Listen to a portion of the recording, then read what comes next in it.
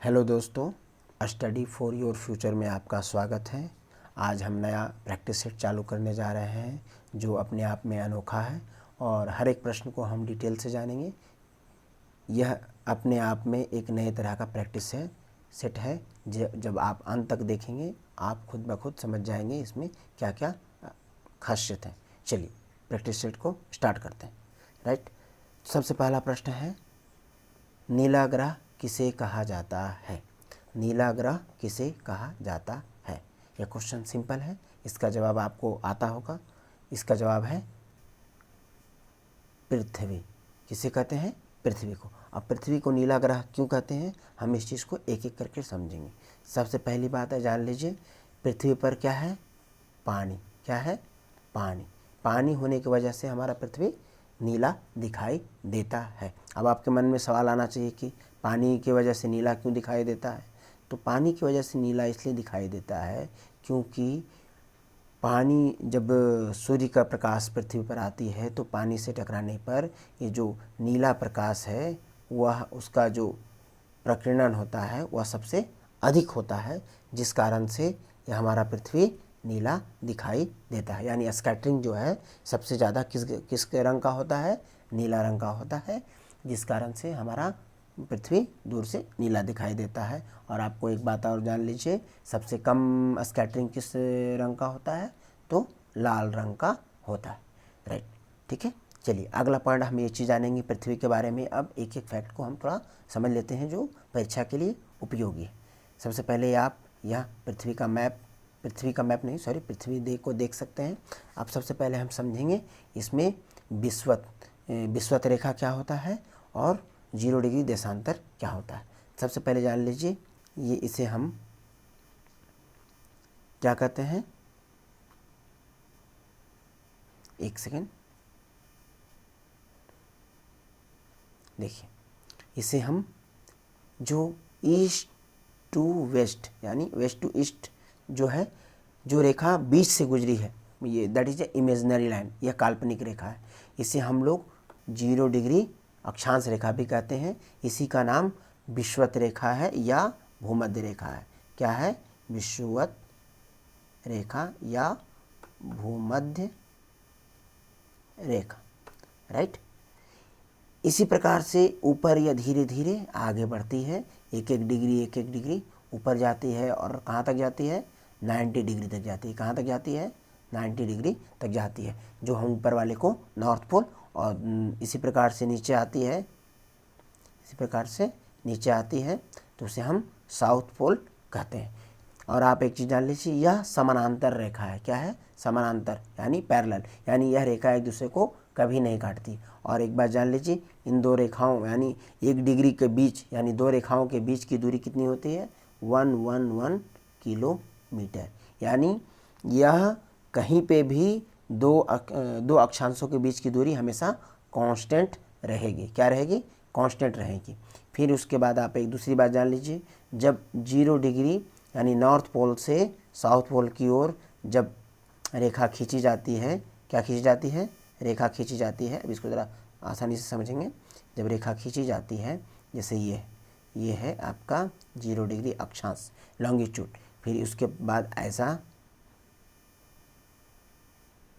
ये इस प्रकार से रेखा खिंचाती है।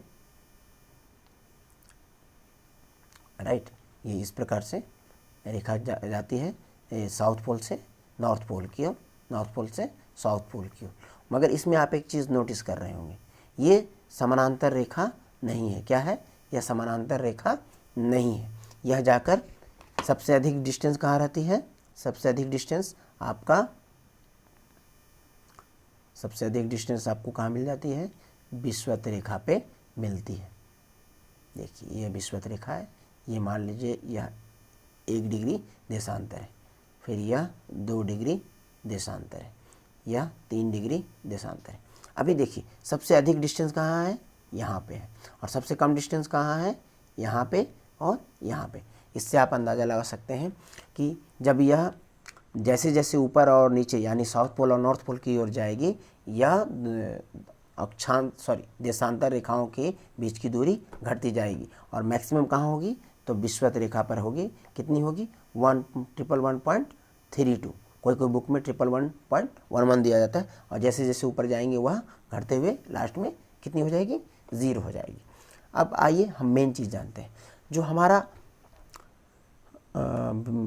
अक्षांशीय मतलब विषुवतीय व्यास और ध्रुवीय व्यास में डिफरेंस कितना है। तो सबसे पहले हम लोग जानेंगे कि अक्षांशीय व्यास कितना है, उसके बाद हम लोग ध्रुवीय व्यास जाने।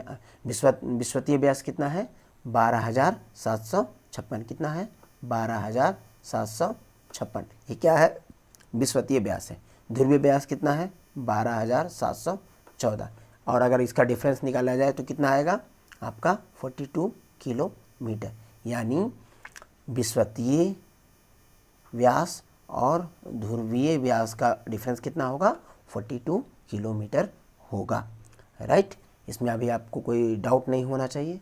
चलिए अब अगला पॉइंट हम लोग समझते हैं, पृथ्वी का डेंसिटी कितना है। ये भी एग्जाम में बहुत बार क्वेश्चन पूछा जाता है, तो आप जान लीजिए पृथ्वी का डेंसिटी 5.5 है। अब आप कहिएगा सर ये डेंसिटी किस पे आधारित किया जाता है, तो यह वाटर के सापेक्ष में किया जाता है। किससे किया जाता है, वाटर के सापेक्ष में किया जाता है। चलिए राइट, अब एक दूसरी चीज़ है पृथ्वी के बारे में, एक चीज़ और जान लीजिए। पृथ्वी अपने जो एक्सिस है उस पर 23.5 डिग्री झुकी हुई है। इसकी जो एक्सिस है अगर हम बनाएंगे तो जो सूर्य के चारों ओर चक्कर लगाती है उसका इस प्रकार से एक्सिस है, और यह अपने जो एक्सिस पे इस डायरेक्शन में घूमती है। किस डायरेक्शन में घूमती है, अपने एक्सिस पे इस डायरेक्शन में घूमती है, थोड़ा झुक कर घूमती है। तो कितना झुक कर घूमती है, तो 23.5 डिग्री। कितना, 23.5 डिग्री झुक कर घूमती है। राइट, चलिए आगे इसको थोड़ा डिटेल से हम समझ सकते हैं। ये देखिए आपका फोटो, अब इससे समझ सकते हैं। ये जो आपका पिक्चर दिया हुआ उसमें आप क्लियर समझ सकते हैं इसका जो घूमने का डायरेक्शन क्या होता है, वेस्ट टू ईस्ट होता है।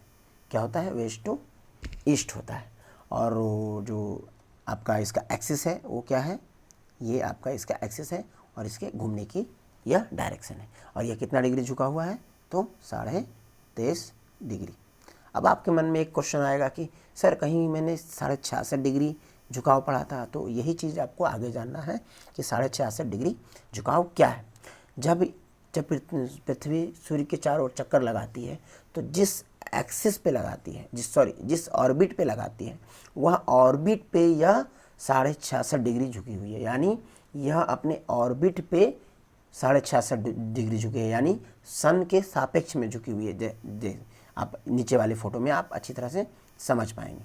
ये देखिए आपका सन है, यह आपका सन है, और यह हमारा जो एक्सिस है, मेन एक्सिस जो है, और यह जो इधर झुका हुआ है वह 23.5 डिग्री है। और यह जो झुकाव है सन के सापेक्ष में वह कितना है, 66.5 डिग्री। कितना है, 66.5 डिग्री। तो इसी को कहा जाता है कि एक्सिस के अनुसार पृथ्वी कितनी झुकी हुई है, तो एक्सिस के अनुसार 23.5 डिग्री झुकी हुई है, और ऑर्बिट के अनुसार कितनी झुकी हुई है, तो 66.5 डिग्री झुकी हुई है। अब आप जान लीजिए सॉरी, पृथ्वी का जो आयु है वो कितना है, यानी उसका जो उम्र है कितना है, 4.5 अरब वर्ष, 4.5, यानी 4.5 अरब वर्ष इसकी लाइफ है। राइट, क्लियर हो गया। चलिए अब अगले प्रश्न की ओर चलते हैं। विश्व में सबसे बड़ा बांध कौन सा है, विश्व में सबसे बड़ा बांध कौन सा है, तो आपको इसका आंसर मालूम होगा। दीजिए, जल्दी से जवाब दीजिए। राइट, आपका जवाब सही है, यह है ग्रैंड कुली बांध। कौन सा बांध है, ग्रैंड कुली बांध।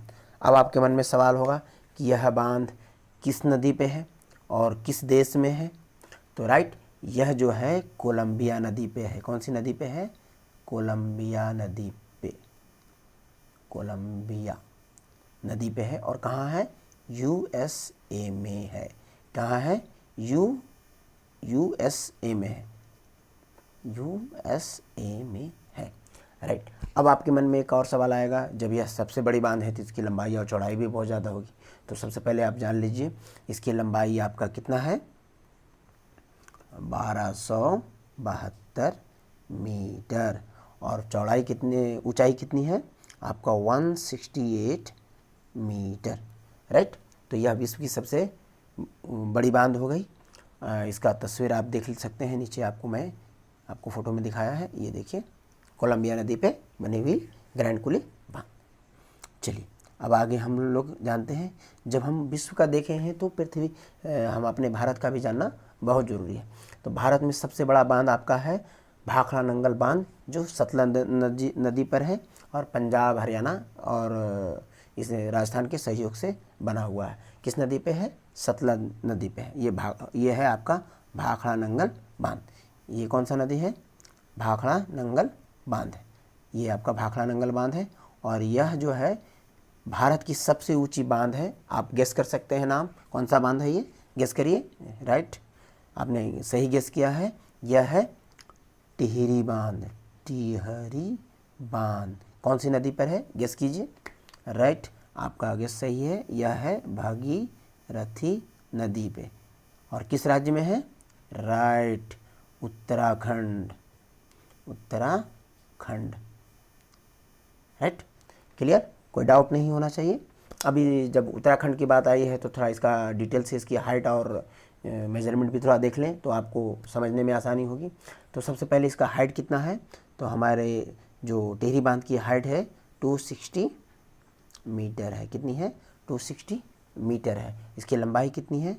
575 मीटर है। कितनी है? 575 मीटर है, राइट।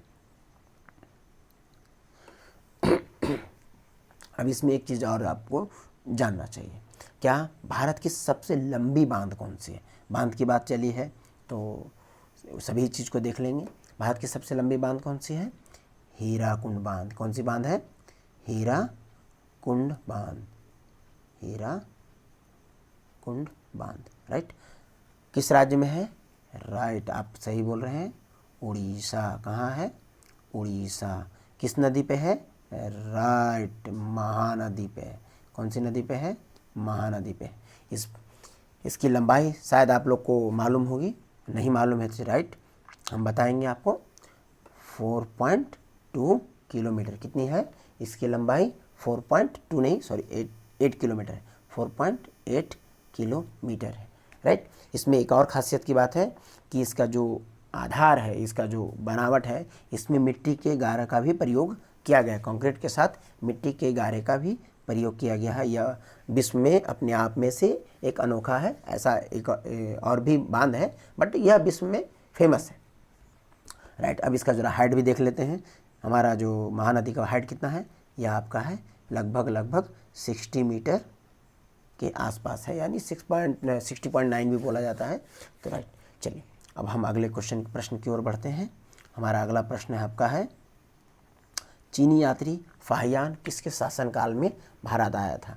चीनी यात्री फाहियान किसके समय में भारत आया था? कंफ्यूज नहीं कीजिए, हिंदसांगा नहीं है, फाहियान है, राइट। तो फाहियान किसके समय में भारत आया था? ये है चंद्रगुप्त द्वितीय। यह कौन से वंश के थे? गुप्त वंश के थे। कौन से वंश के थे? गुप्त वंश के थे। अब चलिए फाहियान के बारे में थोड़ा सा जानते हैं। यह कहाँ के थे? चीनी यात्री थे, ये तो पहले ही बता दिया है। भारत ये कब आए? तो 399 ईस्वी में भारत आए थे, राइट। यह किस मार्ग का प्रयोग किए थे? तो रेशम मार्ग का प्रयोग किए थे। किस रास्ते से आए थे? तो पटना होते हुए भारत में आए थे, जब उस वक्त पाटलिपुत्रा इसका कहा जाता है।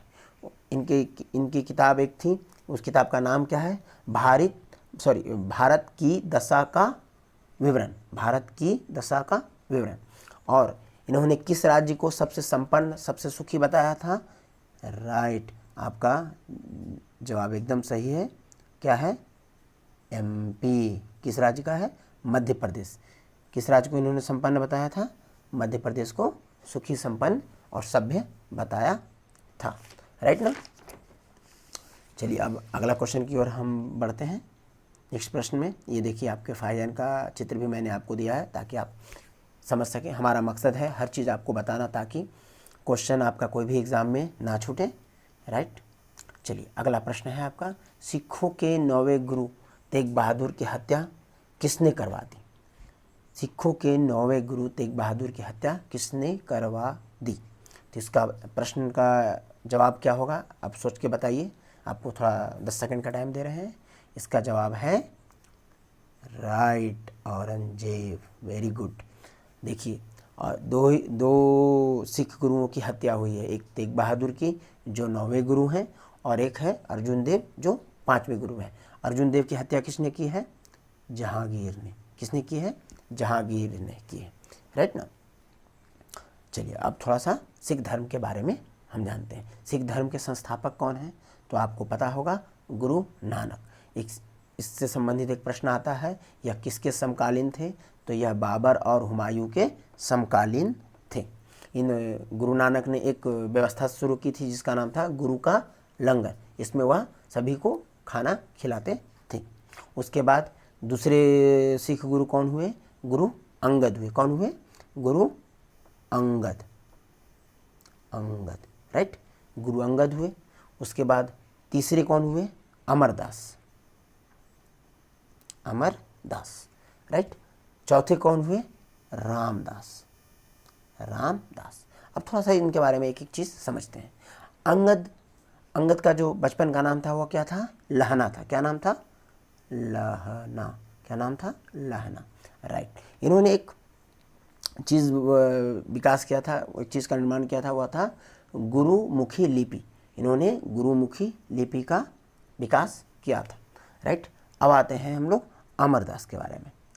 अमरदास के बारे में एक चीज़ जानिए, ये वही सिख गुरु थे जिसको मिलने के लिए अकबर आए थे, और इन्होंने ही हिंदू रीति रिवाज से सिख धर्म को अलग की थी, और इन्होंने विवाह की एक नई पद्धति लाई थी, उसका जिसका नाम क्या था? लवन। क्या नाम था? लवन, राइट। तो अब हमने क्या देखा?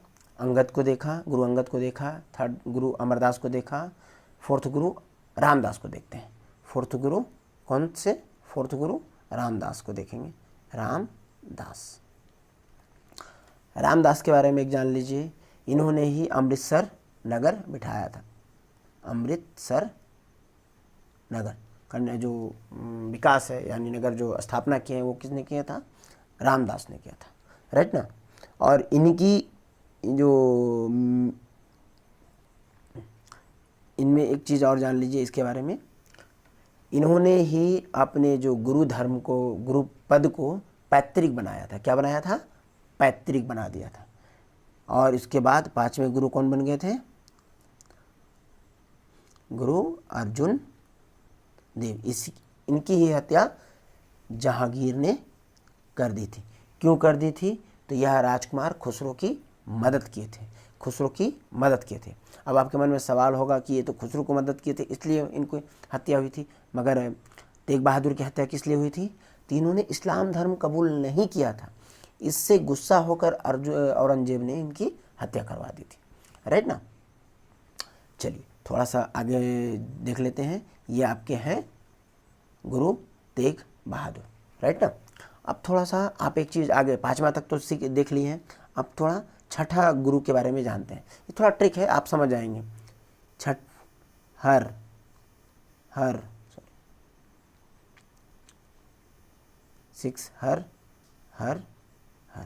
ये 6 वाले में भी है, 7 वाले में भी है, 8 वाले में भी है। अब इनमें ये सिख वाले क्या है? गोविंद। और ये 7 वाले क्या है? राय, हर राय।